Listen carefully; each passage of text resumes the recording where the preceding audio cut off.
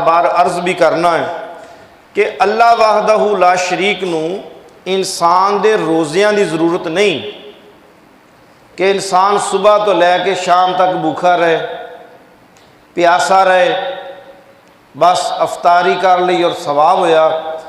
ये अल्लाह वहदहू ला शरीक की ज़रूरत नहीं, और ना ही अल्लाह पाक नू ये तलब है कि मेरा बंदा मेरे नाम से भूखा रहे।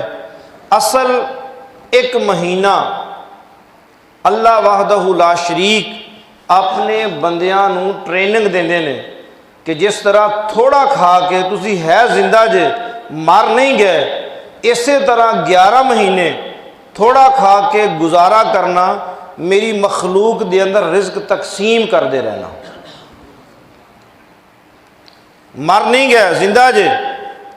इस तरह बाकी 11 महीने, एक महीना ट्रेनिंग का है। तमाम सिपाही, तमाम फौज, तमाम बड़े बड़े अफीसर ट्रेनिंग तो बाद बाकी ज़िंदगी सारी उस ट्रेनिंग के मुताबिक गुजारते हैं कि माह रमज़ान का महीना ट्रेनिंग है, थोड़ा खा लेना। पता मेरे आका करीम सल्लल्लाहु अलैहि वसल्लम तशरीफ़ फरमान है, तो एक आदमी ने डिकार लिया खाना खा के, खाना पेट भर के खा लिया, डिकार आ गया, तो